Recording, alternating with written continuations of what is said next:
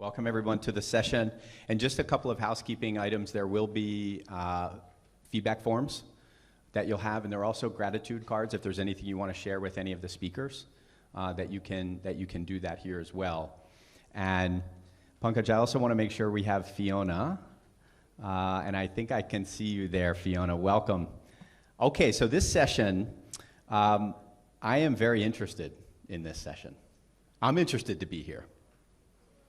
This is not a proselytizing, teaching session. This is actually an exploration session. I think all of us on the panel were very genuinely interested in what's happening right now, the massive changes that we're undergoing. I'm going to, take us up into the clouds for a little while, and then, we'll bring us back down. But I want us to really think about all of these things that are happening now as it relates to the Great Resignation. But before I do that, we also want to just share a quick introduction for our panel, which is an amazing panel. And just one note, you'll see in your program booklet, Dr. Angel Perez was slated to be here, was not able to join us, but we're very happy to have Fiona Reese, and I'll introduce Fiona in just a moment. Dr. Marco Prinsvac is the Vice Provost for International Affairs and a professor of mechanical engineering at University of California, Riverside. So welcome, Dr. Prinsvac. Dr. Shalini Advani. I think many of you know Dr. Advani over the years. Is doing a lot now, right? And also just enjoying. But I think most importantly is serving on the Board of Governors of the Pathways Schools here in India. And Ms. Fiona Reese is Deputy Director at UCLA. So this is our panel, right? If we can go to the first slide, I just want to hop right into it. There's really a lot to talk about. Now, I know all of us, we've heard, hi, is this one okay? This one better? Okay. So the Great Resignation, and actually we are experiencing this right now. Massive changes in economics, we lost it. That's okay, we'll get it back. Massive changes economically, massive changes socially, and actually we're feeling this in supply chain, we're feeling this in human resources, we're feeling this in every way, shape, and form. So we're gonna dig into that, and you can see some of the numbers here. And this 47 million is just in the United States alone, right? I was actually looking for some accurate numbers about what was happening globally, and it was hard to pin them down. But there are close to 50 million people in the US alone that have actively left their jobs during this Great Resignation. I mean, that is huge. And what you see there below that, and this was a study from, I believe, PwC, that's showing that, 20% more are planning to leave their jobs this year still. Right, in 2022. So huge implications for counseling, huge implications for education. Next slide, please. So we'll couple this with, and then you can go to the next one. And I'm putting this, the incredible pace of human and technological development. Right, and does anyone know what this picture is?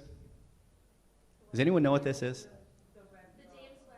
Exactly, right. This is from the James Webb Space Telescope that is now, the successor for Hubble. And we're seeing some amazing things. So what you're actually seeing in the next slide, we'll credit it. But I'm putting this here because, as we think about this, right, one of the stated goals of the James Webb Telescope was actually to identify potentially habitable planets. This is not science fiction stuff. This is actually happening. So stay on that slide. Yeah, we can just go back one. At the end of the 19th century, we really, largely around the world, we thought that humans in flight was not possible. 1969, we landed on the moon. Now we're talking about Mars, right? There are actual Mars missions in planning right now. So not science fiction stuff, and I know you say, well, how does this relate to counseling? But if we're looking at this, and this I told you I'd take you into the clouds. I guess I took you into, outer space and beyond.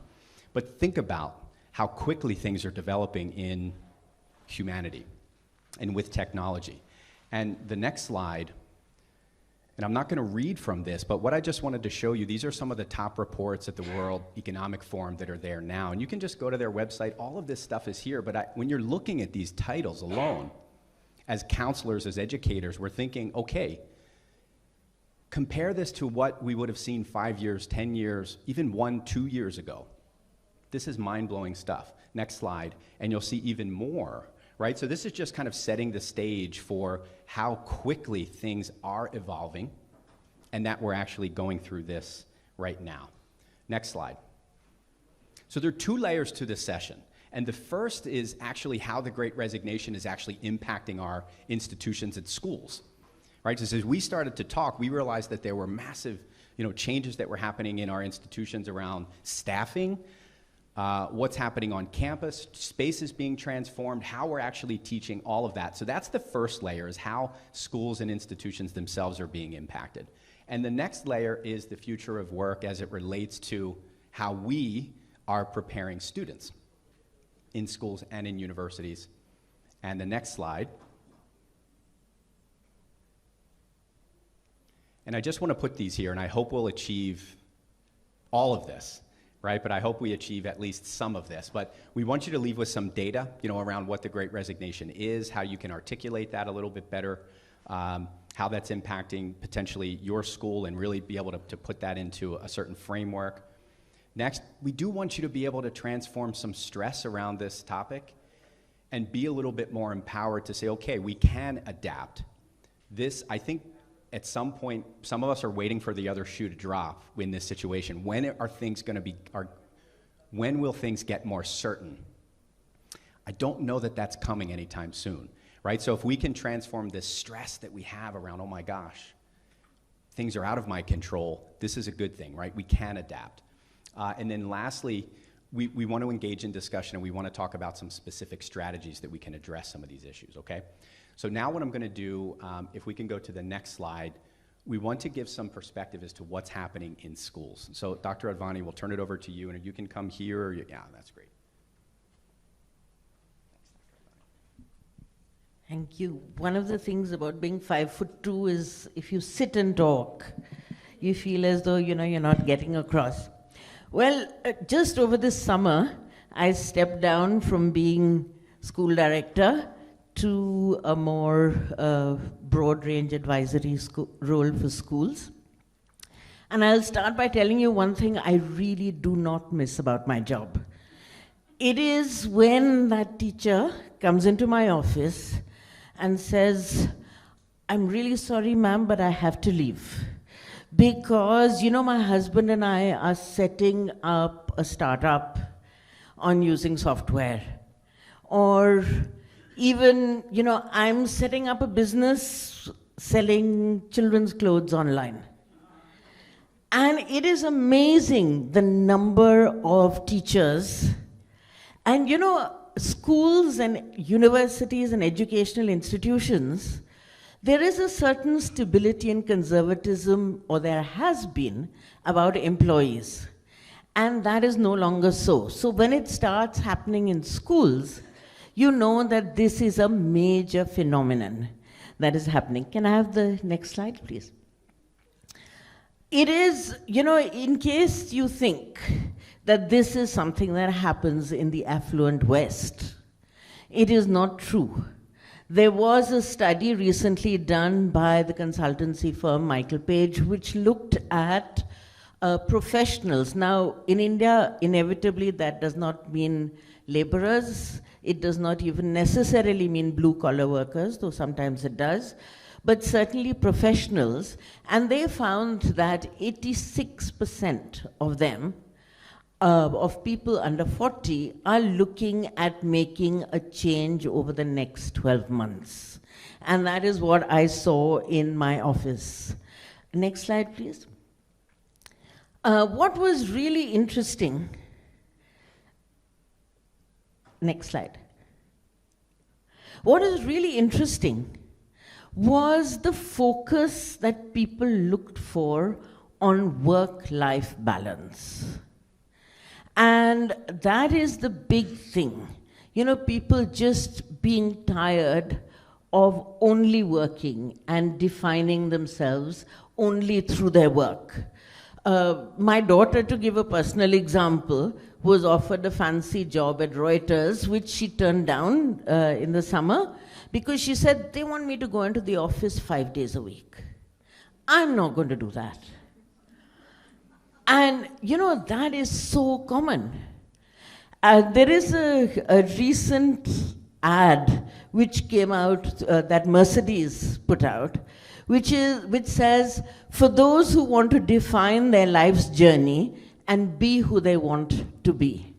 Now, when the advertising industry starts saying those sorts of things, you know it is really got embedded in society. This is a whole new wind. And that is something that anybody involved in education, whether in school education or tertiary education, needs to start planning for. PwC found that the market has shifted from an employer market to an employee market. And employers need to look at what employees are looking for. Next slide. I would suggest that you read, because it really sums up this whole phenomenon very well. This book called The End of Average by Todd Rose. And he argues that schools and all of society is constructed around the idea of the average. And in education, we know that we have an average age of the class. Teachers tend to teach to the middle, to the average of the class, rather than to individuals. And there is a standardization in the curriculum, in the homework that is set. We are ruled still in education by a notion of the average. And we have to move to a whole new culture of learning, moving away from standardization and assessment to a more personalized, individualized way. Now, if this is, in fact, the trend, let's think about how we're preparing young people for that world. And what is it that education needs to do? And I'm focusing on school education. So, next slide, please. So what is it that young people need to learn? First of all, I mean, I think it's a truism that we all know that a fixed curriculum leads to a fixed mindset. Because it defines, the curriculum defines, rather than the individual defining, what it is that is worth learning. What is it that is worth understanding or defining yourself by, rather than promoting individualization, exploration, a certain flexibility, where it is not always the teacher and the curriculum who decides this is the beginning and the end of the chapter. There is a space for individuals to take it ahead. Secondly, to understand personal preferences. You know, when young people get to the job place and they're trying to define, you know, this is what I like to do and this is not what I like to do, we should not wait until they're in their mid-30s to discover this. And IC3, of course, talks about this all the time. This whole process of deciding as an individual what it is that you want, what sort of person are you, what is it that you do not enjoy, are things that the school system must enable young people to discover for themselves. And it doesn't come automatically. You know, when you're 13 or 14 or 15, you need help and guidance in discovering that. And this happens through guided conversations, through time for different types of discovery. But there is a practical aspect, which is that you need time. Teachers need time. And a school timetable is usually a very unforgiving, inflexible thing. So you need to build into your school timetable time for this flexibility. At Pathways, we started what at our school we called independent learning time. And there is a version of that in all the pathways, which is a flexible time, where children can discuss, can think, can work on their own. So that flexibility of time and understanding personal preference needs to go together. There needs to be a development of the skill of self-pacing and understanding what self-discipline means. We all had that experience during the lockdown when young people were supposed to work, and we all struggled with the fact that their Zoom cameras didn't come on and you never knew whether they were going to work or how much work that they were doing. Well, this is what the world is going to be like for many of them in the future. So self-pacing and self-discipline is a skill you have to inculcate early in life for them. This means that there has to be opportunities for them to do, of course, project-based learning or things with longer deadlines, where they have an accountability at the end, but not in the minute-to-minute oversight way that schools usually run this. Entrepreneurial thinking, which I think is something we are all familiar with, so I won't spend too much time on that. Design thinking, finding opportunities, internships, those sorts of things are necessary for developing the skills for this work. And finally, the whole area of work versus employment. And that is a shift that is going to become larger and larger. People may work, but may not be employed. Now, what does that mean? It is a part of the gig economy, where you might be working part-time at one thing and part-time at another, working from home. And what happens to understanding the traditional things that parents told children? That, you go up the ladder, you get increments, you save, you have a pension plan, all of those things, those are not going to be there. So managing personal finance in a gig economy is actually a whole new area which has become vital as a life skill for young people. So I'm going to stop with that, Jim, and then come back to later.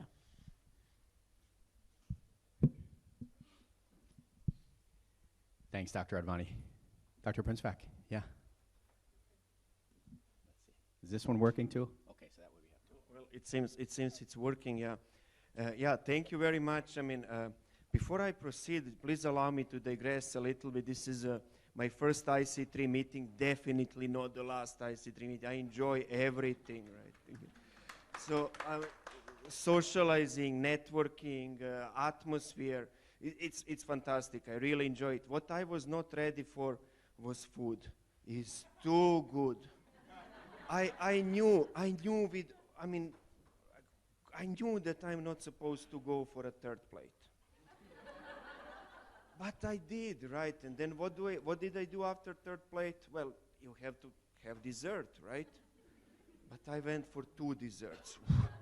So if I'm talking too much, it's sugar talking. Sorry, I apologize. No, really enjoying. Yeah, one more digression. We can move to next slide, maybe. It is university perspective. So when we were thinking about topic, at that time I was losing sleep because university is shedding people. Right? It's a big problem, how we can compete, right? So we were talking and sharing pain. That's what actually we are doing right now, right? So I'm sorry, you see, sugar talking. So, but why am I telling you this? Because I'm still not sleeping. What is happening? We have several searches going on. And by the way, I'm an engineer. We don't like anecdotal evidence, right? We like statistically sound data and so on. But I have to share this anecdotal evidence because I'm losing sleep because of it. So on one of our searches, we have 58 applicants. Amazing, right? Why are you talking about Great Resignation, right? Out of 58 applicants, we selected 7 for first round of interview. Nice. First round of interview was scheduled for yesterday in the evening here, early morning in California time, Zoom interviews. Well, both candidates canceled interviews. Okay, but we go, right? After this, we will know how to rewrite job descriptions and so on. So, yeah, a little bit of background. Yeah, please, next slide, then I promise I will speed up. Please, yeah, let's show whole slide. I put here just some stressful material so you can see. You can see it's well known, right? And let's not read through this. I mean, I like Chronicle of Higher Ed and so on. So I see loss of over 600,000 jobs. Look at this graph, right? Engineers, we like plots. It was going up, and then what happened? We lost whatever number is there, right? From 4,800,000 to 4 million, right? It's major loss. Okay, maybe next slide. Yeah, okay, let's go here. This has many animations. So I kind of put a case study what's happening in my institution. So we are major, large public university, right? And we have to compete. You see, in our team, we have immigration experts. We have to compete with immigration law firms. Imagine public university competing with a law firm. Oh, difficult, right? Then also we compete with the private universities. We compete with the small private liberal arts colleges, right? Very exclusive places. We are public university. Yeah? Go ahead. Okay, so our team was 20 people. 6 of them received offers. So it's 1/3 of a team, right? We succeeded to retain 4. And by the way, this is a true story. So one of our team members did receive an offer from a law firm. Do you think that we were able to match that offer? Who thinks yes? No, we cannot, right? But did we keep that person? Yes, we did. We did, right? I mean, it's very different working in university and in a law firm. So we played that card, and of course benefits in big University of California and so on. So it's not everything in salary. Actually, let me share with you. I think you can finish this slide. So I think I put here that in none of these offers, none of these 4 offers that we retained, we were never able to match salary. Just salary is out of our range, but we were able to convince them to stay because we are so nice. Well, we will talk more about it. Okay, let's go through slides. Put animation. I was hoping inflation, it's big in the US. I don't know how it's here. I presume it's also big, so maybe that will make people to reconsider to stay, right? It's kind of happening, but not really. This gap year thing, that's a new concept for me. Because we always have student workers. You get to know them, and when they graduate, you grab them, right? So this summer, we tried to hire one of our student workers. She said, thank you, but I decided to take a gap year. Wow, is that, I guess that comes from counseling, right? That did not exist in my time. You graduate and you work open. Rigidity of education, need for flexibility, culture in organization, values. Yeah, let's go more. Again, we all went through pandemic. We learned many things in pandemic, right? We learned that there is not one way of doing things, right? And now we know many things can be done remotely, right? Many things maybe cannot, right? But that is also debatable. There are many, we kind of say, student-facing people should come on campus. And accountants, yeah, you're okay to stay home. But many professors believe that they teach better remotely. And many students agree with that, right? Many advisors think they can do registrations and things remotely better than in person. It's not clear-cut, right? Okay, let me not read through everything, but yeah, it's flexibility. But flexibility kind of means remote working. Remote working, as I said, may not work for everybody, but even for people that want to do remote working, it may backfire, right? They start feeling disconnections with the team, no sense of belonging, morale goes down, hence resignation. Okay, maybe next slide.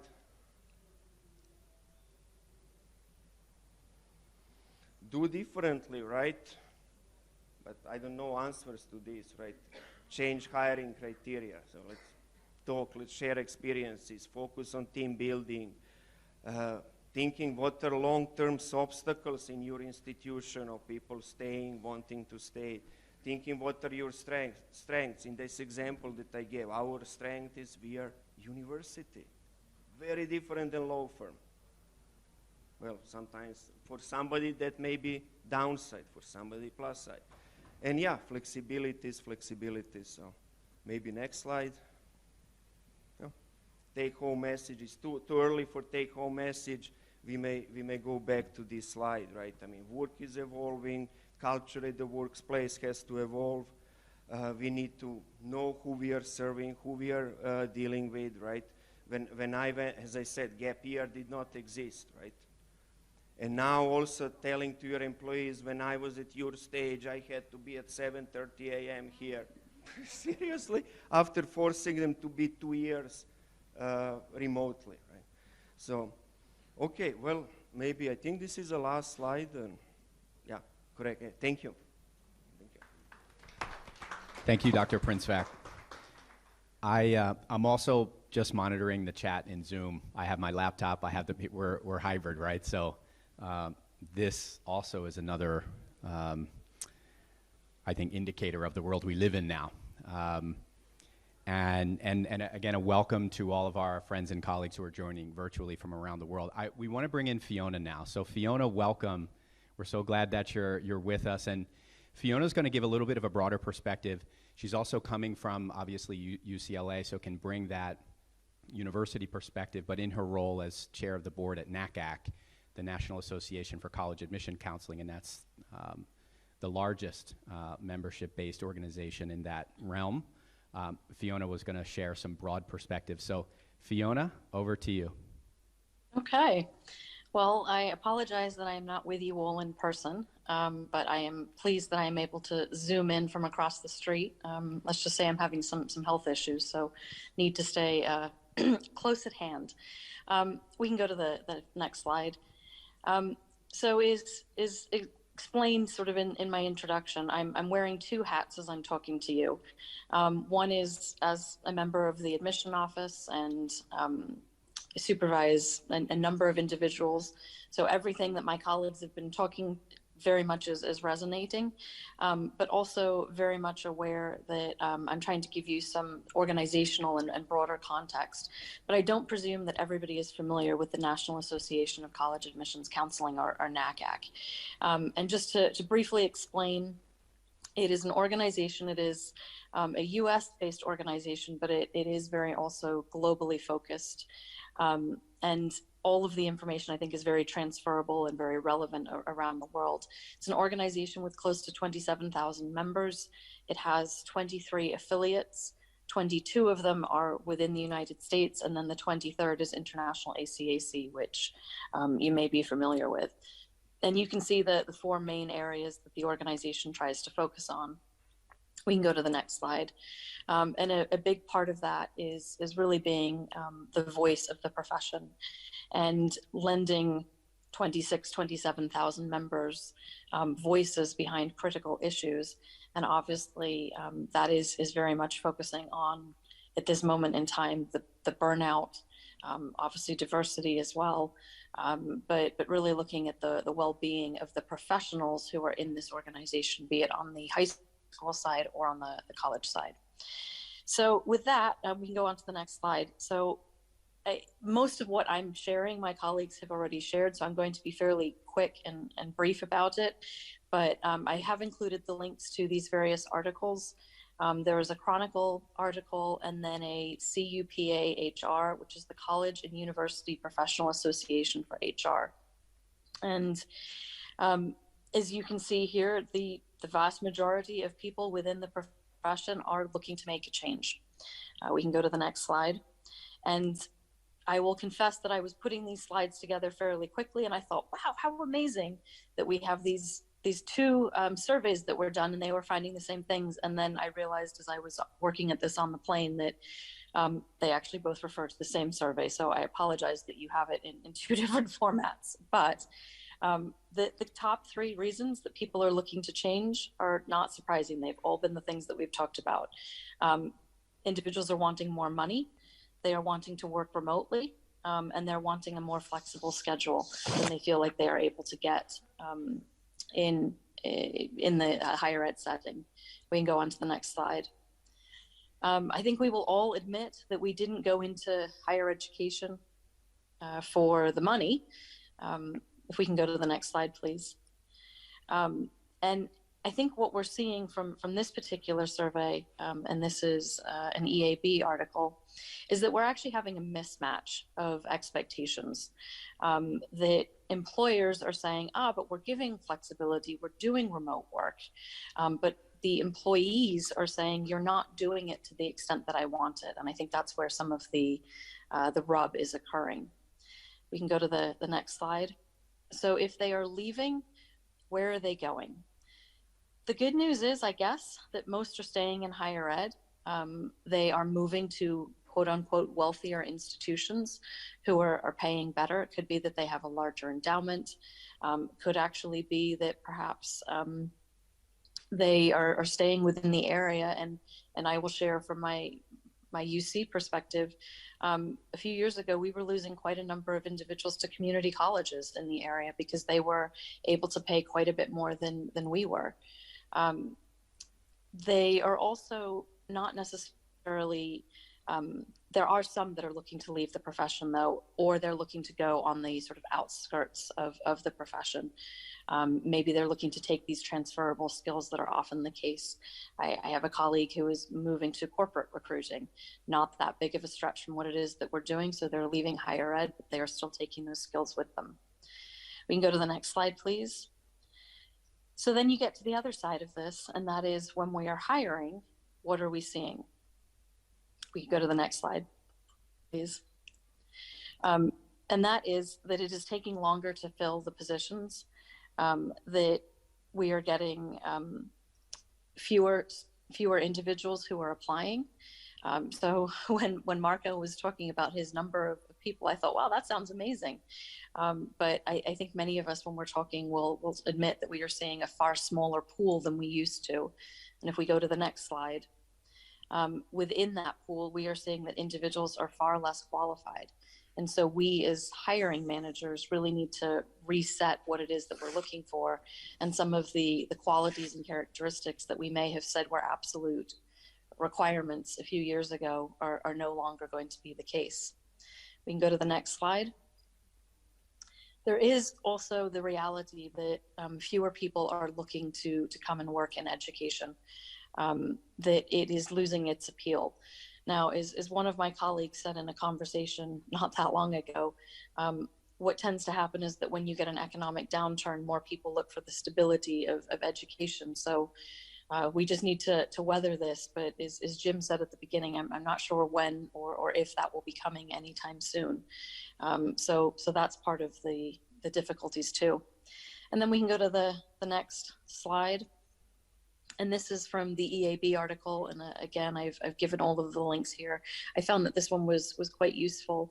Some of the key themes, again, things that we've talked about, but individuals are looking for remote work, and they now have a national workforce that you can live in a totally different part of the country or the world and still work for the university. So there is the ability there that individuals really do have that preference, for remote work. This doesn't surprise many of us, but that education tends to lag behind other industries as far as compensation and flexible options.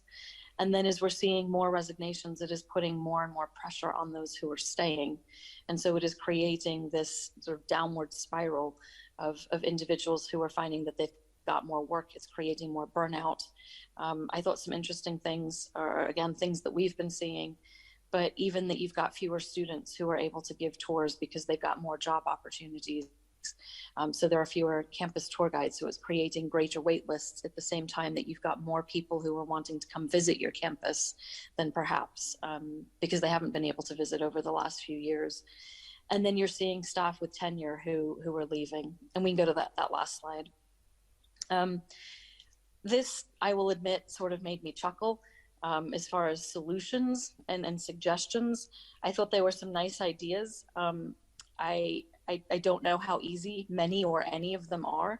To be able to easily go and ask for more money, to be able to reorg how things are done, to just be able to give a more flexible schedule.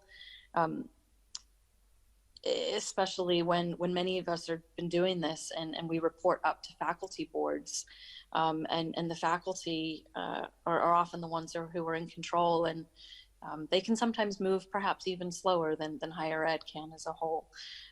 So it just, I think, makes and highlights the reasons that we need to have the data, we need to be able to justify when we are trying to make these pitches. So with that, I will stop talking and see what questions you've got for us, Jim. Okay, thank you. All right, thanks, Fiona, for that. So we have about 20 minutes, and I want to use the rest of this time. How are we doing? How are we doing here? You're feeling this is an important topic? I want to just pause. I have questions for the panel, but I do want to pause and just open it up. Are there particular areas that you want to investigate right now, that you have questions that you want to share? We can start, Q&A right now if there's anything really burning. Happy to do that. And just raise your hand or come, and we can do that pretty openly now. I'm not seeing anyone at the moment. All right, okay, great, yeah, please. And if you could just introduce yourself and then ask your question. And if it's for a particular panelist, you can state that. Sure. So, good afternoon. My name is Ankit. I'm from University of Canterbury, New Zealand. So this is, not a question really. This thought came to my mind when ma'am mentioned that, people want to work, but they're no longer employed. So the perspective has changed. The point that I'm trying to understand here is whether, this mindset is with the young guns who are joining the industry, who are able to dictate the terms while they're working because they have the clarity in terms of what they want to achieve from their professional career. But when we talk about people who are in the age bracket of 30 to 40, they're still young, but they come from a different generation. So how has this, Great Resignation had an impact on that age group, and what are we experiencing, or, which way is it going? But are these people are also resigning from their positions, or where they are heading? Or they're still going ahead with the same perspective which was earlier? So I'll let our panel, take some insights. But I think related to that, one of the conversations that we had that came up quite a lot in our discussions was, and I'd like for the rest of the session to be solutions oriented. Also, I think we've, the problem is there. Some issues are there. That's fine. But let's share some strategies now. There's a rigidity in our institutions, right? That word came up a lot, that we're rigid, with these policies that are, not keeping up with the time. So along with the question, and thank you, Ankit, for that, just the experience and where are these people going in your insights, and we shared a little bit about that already, but how do we start to have these tough conversations about rigidity, the reality of that? So anyone eager to take that? Dr. Advani, do you want to start? Marco, please. Well, I can address a little bit rigidity, right? We are educational institutions, right? And we want to be flexible. But most, if not all, educational institutions, we have to go through some kind of quality control that is called accreditation, right? So we want to be flexible, but really cannot. In engineering, right, there has to be hands-on component, right? So you cannot really, we will lose accreditation if we let you do virtual labs all the time, right? So, your question was about specific age gap, right? I'm not sure, I don't know, would you like to try there? Or? Thank you. I'm happy to jump in, but I can wait too. All right, just I'll very quickly say that from the research, what it's showing is that people, the younger people in their 20s, are tending to jump jobs for money. But by their 30s and certainly their 40s, the decisions are being made, similar decisions, but for quality of life issues. So they want more flexibility, or they want more time with children, they want, all of those things. So that is coming in at that age group. And just on the rigidity of institutions, I'll say, maybe I'm sort of putting myself out on a limb, but as far as school education goes, I don't see the 5-day, 7.5-hour school continuing endlessly into the future. I think people have discovered the joys of hybridity. One of the things we have discovered through the pandemic is that children need school. It's not just the learning, they need the group work, they need the collaboration, they need the friendships, all of that. But also they're going to tire of this very rigid structure. So I actually see schools in the future moving to some sort of hybridity. And I would add to that, and I wholeheartedly agree that within my office, we've had a lot of conversations about what is actually required and what is muscle memory. That it seems like it's something that we have to do because we've always done it that way. And those of us who are not in our 20s and 30s have essentially spent our professional career knowing that you were in the office 5 days a week, and maybe there were a few exceptions. So really having some heartfelt conversations about how can you do things in a more hybrid fashion. I would also say that it is part of being more hybrid. Are there things on the high school side? Can you tell the staff to block out certain days where they're working from home when they're doing parent meetings or letter writing or even student meetings? That I've heard from my colleagues on the high school side that there really can be benefits from doing these meetings at home, because it allows parents who are perhaps not living together more easily come together for these meetings. On the university side, reading, if we're doing these virtual visits, do we have to come into the office to do those? And then giving flex time and praise. And this is also, I think, actually where the CUPHR, it really doesn't trip off the tongue, but where that particular document can be quite useful. And a couple of the things that they highlighted were that when they asked the staff what it was that if they couldn't get money, what is it that they want? 81% said that having a good relationship with their supervisor was in fact going to be a driving factor. And so how can we encourage that within our managers, knowing that, just as my colleagues were sharing, that it is those intangibles that I think, especially for the 20 and 30-year-olds, they are, is really more of a driver. And then 77% of those individuals also said that they wanted to feel that their work had a purpose. So we as an institutions need to do better jobs of connecting the dots, I think, for many of our employees, especially the 20 and 30-year-olds. Okay, thank you, Fiona. There was a question in the back, which I'll take, but I also want to, there's a question that I want to put out there that as we think about the second and third learning objectives that we had, and the question is, and maybe some of you as school leaders and counselors and university folks can chime in on this as well. Well, as we think about transforming stress, right, in this uncertainty, in this uncertain world that we live, to a mindset of acceptance and maybe even eagerness to adapt, what strategies can we as leaders employ to actually make that transformation? Right? What strategies can we employ in education to make that transformation from stress to acceptance and even eagerness to adapt? Sure. Yeah, Dr. Advani, happy to have you.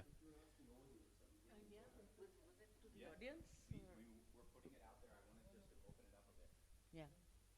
And I don't know if anybody in the audience has any thoughts that you'd like to. Yeah, we have.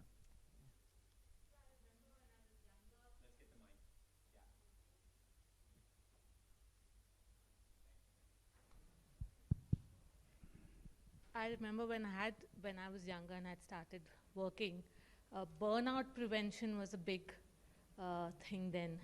So instead of looking at resignation as a solution, the institution or the organization looked at how to prevent burnout of the employees. So this is again a question and a thought: is that still happening, or resignation is the only option for people of this generation? And what were some of those strategies? It's like going on a holiday together, like the group, yeah, going on a retreat together, yeah, and maybe talking to the supervisor and sharing what one is going through, or just taking a day off in the week.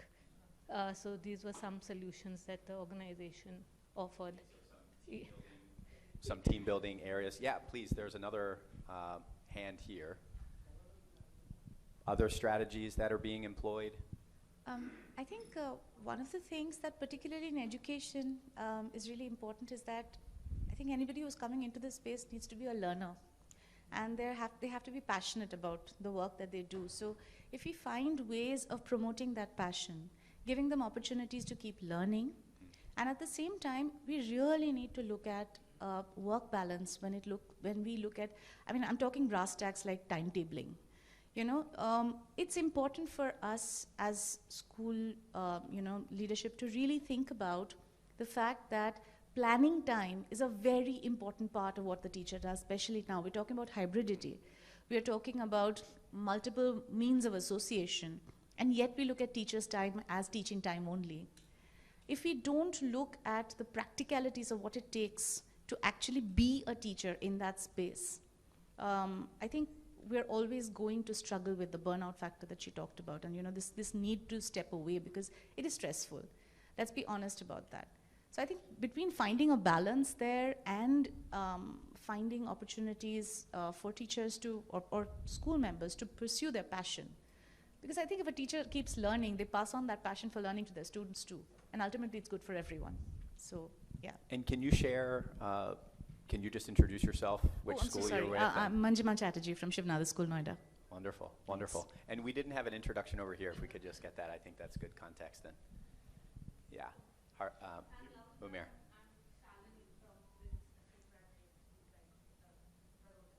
Thank you so much. Okay, so we had professional development was a takeaway. I think if there's maybe 1 hour of teaching time, how many hours of prep time does it take, right? Having that insight. Yeah, you can see. Dr. DeCruz, yeah. I think as leaders, to keep our staff going, I'm Michael DeCruz from Stepping Stones High School. I think the most important factor, be it for teachers or for students, is to keep a very happy atmosphere in the school. If your school is a happy space, no one would want to leave. Money is a factor, yes, but I think more than that, it's to keep a happy space, to make your teachers feel wanted. And if I can quote Colin Powell, I'm just reading what he said, leadership is solving problems. The day soldiers stop bringing you their problems is the day you have stopped leading them. They have either lost confidence in you, that you can help, or concluded that you do not care.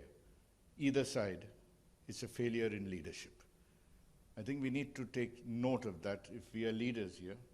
Your staff must be very welcome and open, and you don't talk them down. You discuss with them and make them feel. You know, if you permit me, Jim, if I can just share an experience with you. There was a teacher who messed up her annual report card badly. And if you need to observe the person, sometimes instead of the mess up that she did, and I realized that there was the problem. There was a problem in her life for which she messed up because she cried. In fact, she didn't cry, she sobbed. I said, have a glass of water, sit down. And I found out that her personal life was messed up. The fact that I identified that changed her world. And by the time I left the school that I'm referring to, she moved from class 5 to class 12. Having said that, can I ask Fiona a question? You were talking about teachers not joining the profession. It's a call for all of us to worry about. If there are career counselors here, my question is, how many of us are at least encouraging our students to take to the teaching profession? Most of them joining the teaching profession are taking it by chance, not by choice. And that's a very sad story for the future, for my grandchildren, or for some of us who are young, your children, who will be taught by people who never wanted to teach. And so they became teachers. So for career counselors, we need to encourage young people to take to the teaching profession. I heard in UK and Australia, they're paying people to become teachers. They're paying you to do your degree. That is the dirt for teachers. I think we need to praise and uplift our profession and give it the glamour that it deserves within the walls of our schools first. And then I think we'll get the respect that we want the profession to have. Thank you. Thank you for sharing that. I think that's very powerful. I'm seeing here, Fiona, please go ahead. Yeah, no, if I could add to that, I mean, it was all over the news over the last week or two, just in the United States, about the sheer teacher shortage that is, and how that is impacting the classroom and the number of students who are going to be in a class or who is actually going to be teaching them. The other things that I think I would give as practical solutions would be, and this is a little bit about related to what the previous individual had said, we all have to do a better job of acknowledging that life is happening around us. And I think we did that very early on in the pandemic, but we just tried to move away from that. And in our office, at least, we have really tried to create spaces in our all staff meetings to acknowledge some of the horrific things that are occurring in the world, especially if it's just before we go into a staff meeting, and giving the staff time to share how they're feeling if they want to. And it has been astonishing to me how just that very simple human gesture has actually gone a very long way, especially with some of our 20 and 30-year-olds, even if it's just to say, we know that this sucks and it's okay to not be okay right now. And if you need to step away for a few minutes or take some time for yourself, go ahead and do so, because we understand that that is the case. The other practical tip I would give, earlier this summer, I found myself at a conference that I historically would not have attended, because it is actually a conference that is more geared towards next-gen professionals. But through my role of NACAC, I was attending, and it was perhaps one of the most useful conferences I have attended in years, because I found myself in spaces with younger professionals who do not work for me, but it gave me an insight into how they were feeling. And so my challenge for all of you would be to find ways where you can get into those spaces too. And I think it is easier if you are doing it outside of your own workspace, because chances are some of those themes are going to be in your workspace, but the staff just aren't going to be telling you how they're feeling. Thank you, Fiona. So we have a few minutes left. We'll take one more question, comment here, and then I think we'll come to a conclusion. Sure. I just wanted to add a comment maybe to maybe a few solutions that we're talking about. I'm Asta Chikara. I support the team of University of California, Riverside, and I'm based in New Delhi, India. We've heard of positive reinforcement a lot. We've heard of appreciation at work a lot. And with Teachers' Day coming up on September 5th, I know we get a lot of appreciation on that day.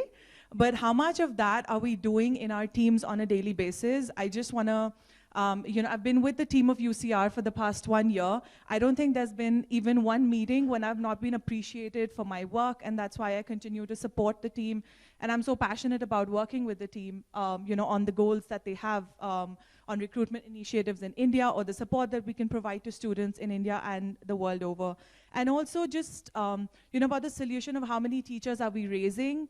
How can we lead by examples, being able to provide solutions to students, ways in which they can pursue this as a career as well? That's something that maybe we can reflect on a regular basis, on a monthly basis.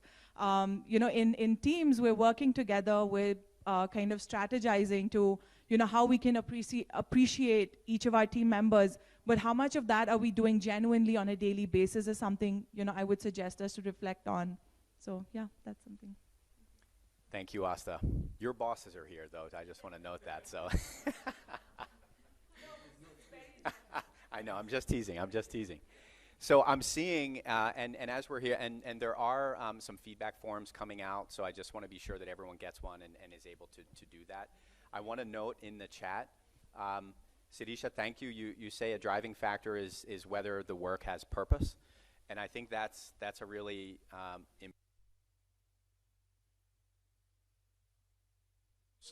university admissions folks. We're in leadership roles. Are we having those questions, or excuse me, those conversations with students about purpose?